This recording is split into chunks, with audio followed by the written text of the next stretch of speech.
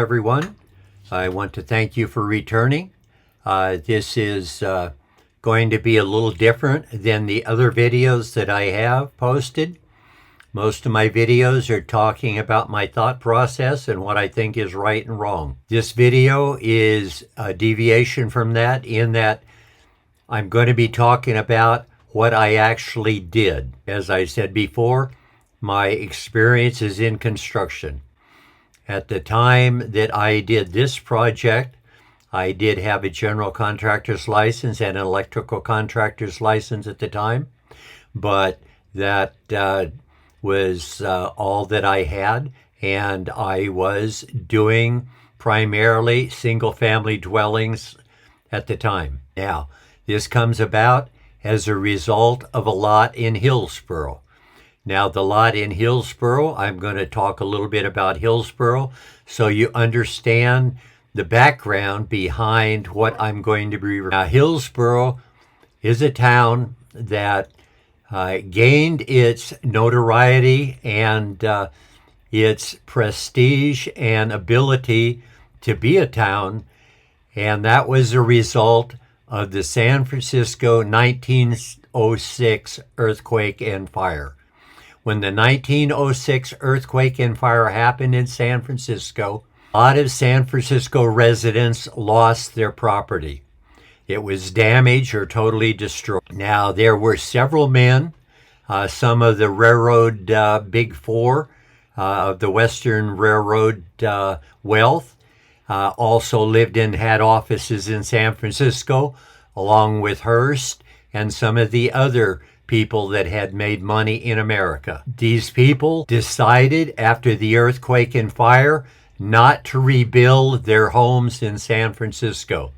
Since the earthquake was so devastating to San Francisco, they decided that they would move about a little less than 20 miles south of San Francisco to a hillside community known as Hillsboro. And as the people moved down there and bought a significant amount of land in the area, they would build a mansion on their land in Hillsboro.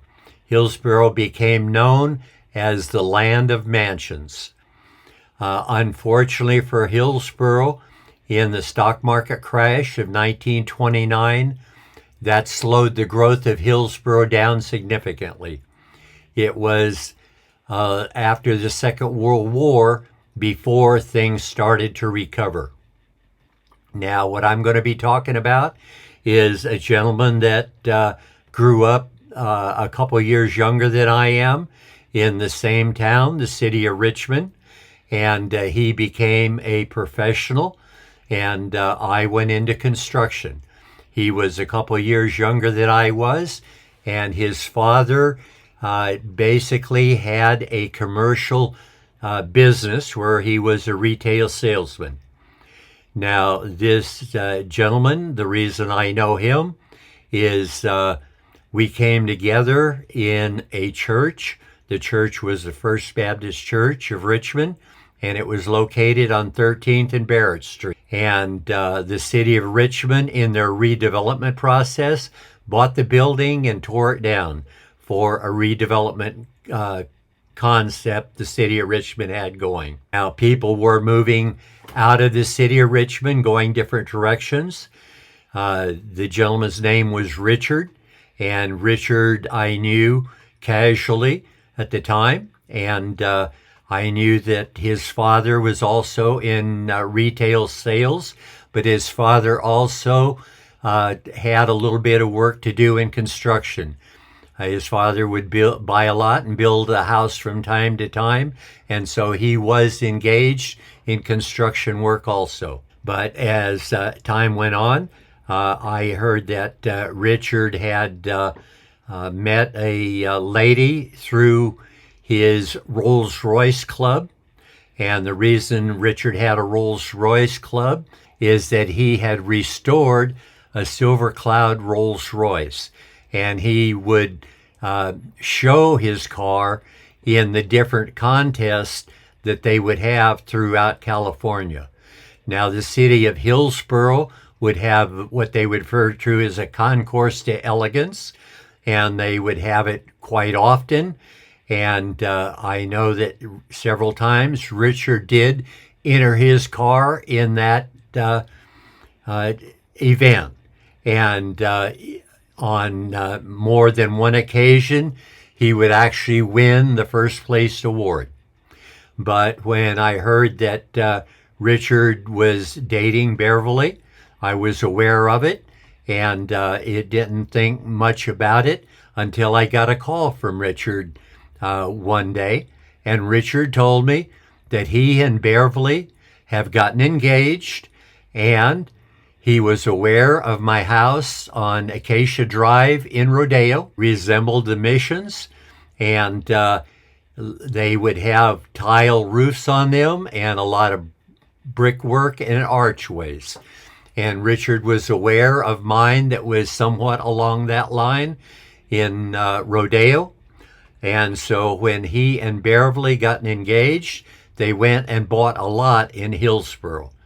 And Richard called me to see if I would go out to dinner with him and Beverly, with my wife and myself, and tell him what I thought would look good on the property. So I did go to the property. I looked at the property, and then my wife and I went with Richard and Beverly, and they bought us dinner.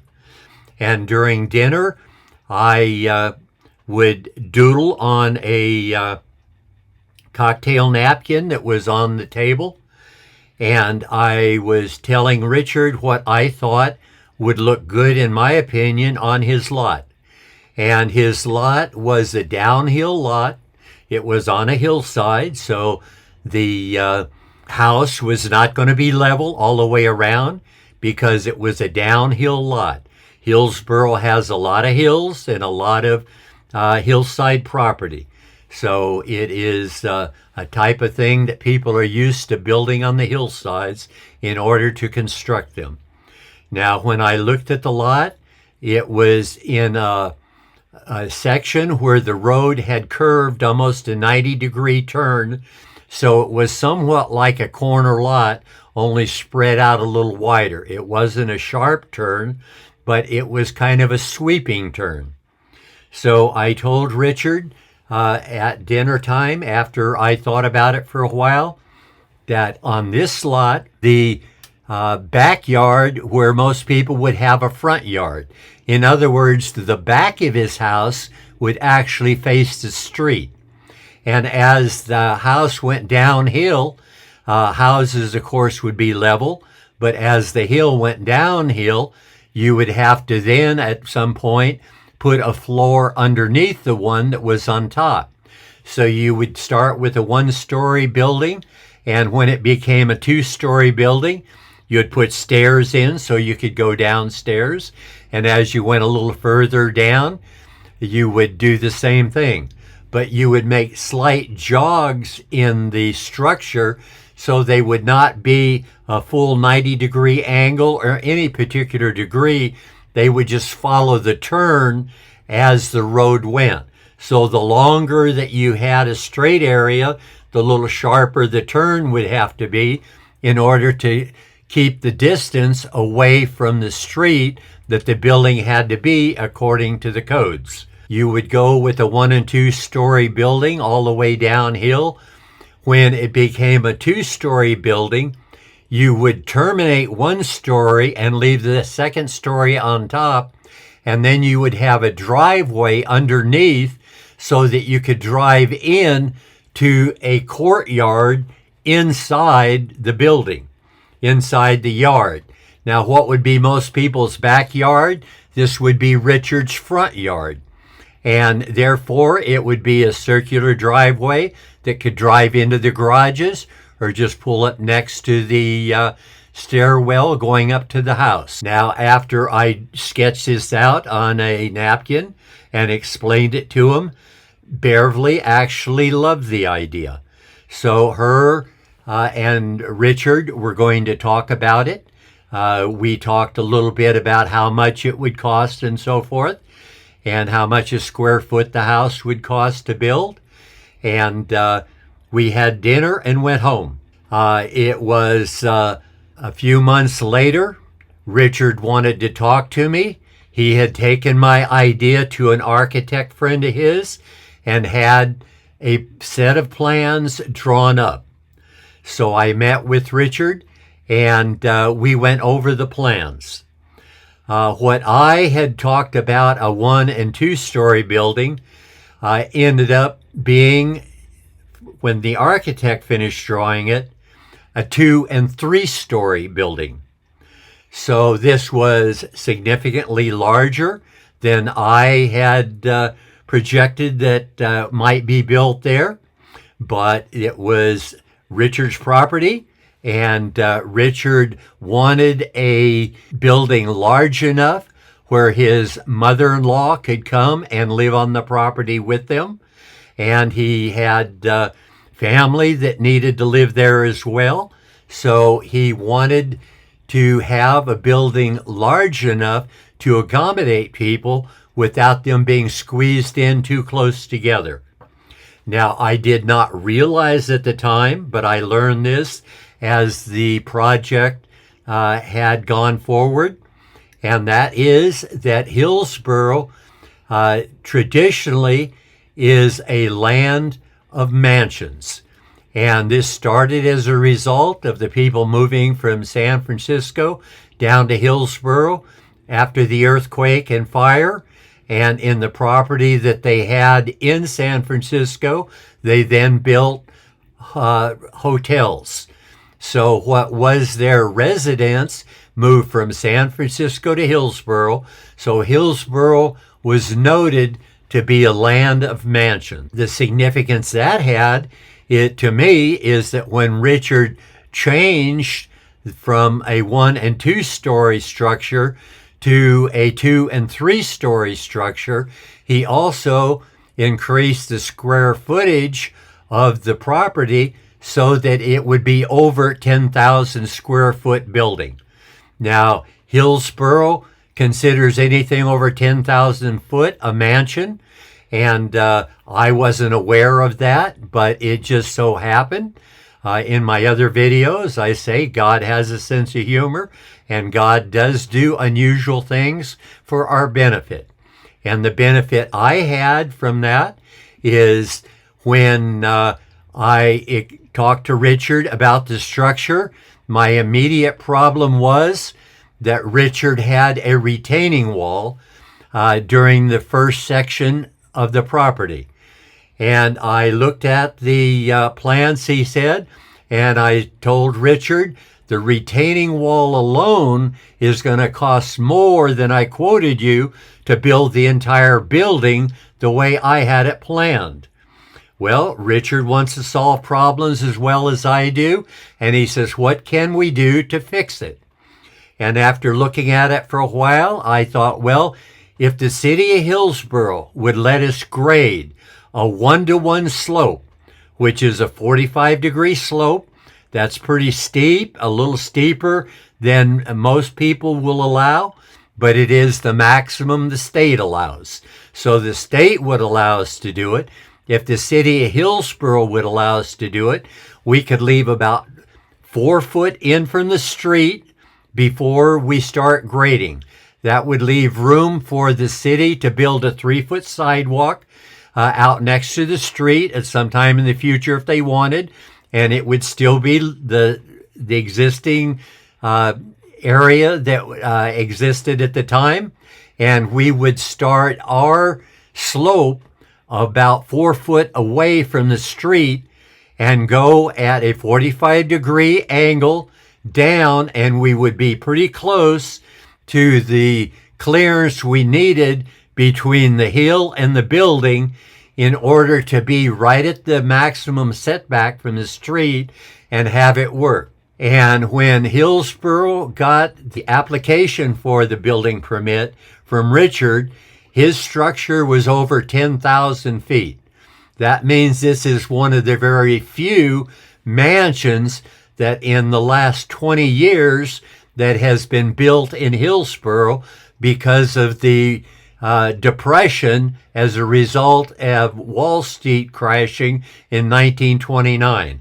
It wouldn't be until after the Second World War before America recovered enough from that incident and people would have money enough to build this kind of a structure.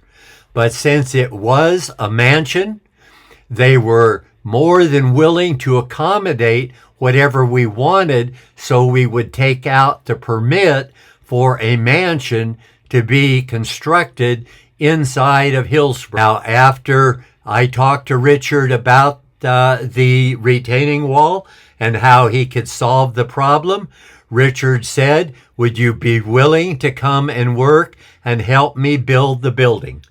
And I told Richard my wife had just started a law practice and I would have to have a certain amount of money. I kept it as low as I could, but instead of going out and bidding work and having work that there would be maybe some downtime in between, I cut my pay down knowing that I would work continually from beginning to end until the structure was completed.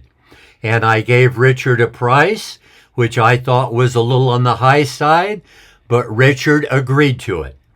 And so I agreed that I would have to travel from Rodeo, which is on the east side of the San Francisco Bay Area, to Hillsborough, which is on the west side of the San Francisco Bay. So I would have to travel across the Bay Bridge every morning from Rodeo to Hillsborough. Now, during this time that I would have to travel, I would have to leave early in order to not have a problem with the traffic, and I'd have to come from Rodeo to Hillsborough. But just on the other side of Rodeo is a town called Pinole, and between Pinole and San Pablo, or Pinole and Richmond, is a area that is in the county that is not in the city limits. But Richard had a brother that lived in a subdivision called Terra Hills, and his brother had agreed to work with Richard on the construction of his home as well. So I had agreed that I would pick up his brother in Terra Hills. The two of us would drive over, and someplace between South San Francisco and Hillsborough, we would get off of the freeway and eat breakfast and be on the job by 8 o'clock till 4:30, and I would head back to Rodeo.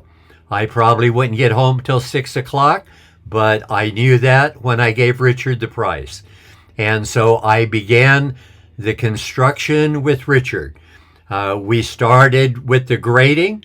I would go over on as few days as possible in order to make sure the grading was going as we needed it. So when I first started, I may only show up on the job 1 or 2 days a week until the grading got down closer to where the structure could be started. And once it got down to the point where we could start digging footings for the foundations, I then started going 5 days a week to Hillsborough, and I continued that for about a year. So during this time that we were building, Richard took out the permit as an owner-builder, so Richard was in charge of the construction.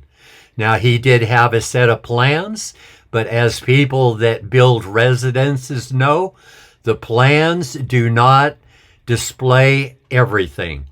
They basically, as far as the electrical is concerned, will put in plugs that are required as according to the National Building Code.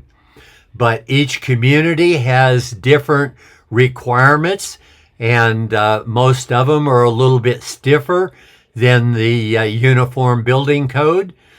And therefore, you have to be aware of the area you're working in order to know the differences. And if you don't know the differences, when the building inspector comes out to inspect, he will inform you that what you've done isn't quite according to what the requirements of that particular community is requiring, and you have to bring it up to code. Now, I have to say that during my time working with the building department early on, doing the foundation and the framing and all of the rough electrical and plumbing, I had never found a building department more willing to work with a homeowner than any other jurisdiction I had ever worked in. Now, I wasn't aware at the time that it was because they saw us having a mansion and they wanted this mansion to succeed because it was one of the few that they get, and they wanted people to bring Hillsboro back to a city of mansions. And so they did what they could to help us be successful with our endeavor. Pictures that we'll be looking at, you're going to see the circuit panel. When you see the panel, I was an electrical contractor at the time, but this is the only house in my entire existence of putting in a 400 amp panel in a single family dwelling. The panel box is one that is more attributed to commercial structures. But Richard's house, being over 10,000 foot, calculates out where it would use a fair amount of electricity. We built a 6-foot retaining wall at the very bottom of the property. And the 6-foot retaining wall was the least of a retaining wall that we could build and get the maximum height with the lowest amount of cost that we could put into the project in 1975 and 1976. So that's quite a few years ago. And just recently, when the house was a little over 30 years old, which is the life expectancy of a lot of homes, they have a 30-year mortgage, and you figure the house is going to be out of style by that time. Richard had enough money that he totally remodeled his kitchen, and many parts of the house have been totally redone. Unfortunately for me and Richard, both of our wives have left the earthly kingdom of God to the spiritual kingdom of God. And so we both have lost our spouses. Okay, now I think I've gone about 20 minutes now. So I think it's about time to terminate this video. But for those that have come, I appreciate you coming, listening to my videos. I would appreciate it if you would subscribe. I appreciate you coming back and listening. But for now, I'm going to say thank you for coming. I would appreciate it if you tell your friends about my channel and have people watch what I have said and see if it helps anyone in their life. I appreciate you being here. I thank you for coming, and I'll say goodbye for now. So goodbye until I see you again.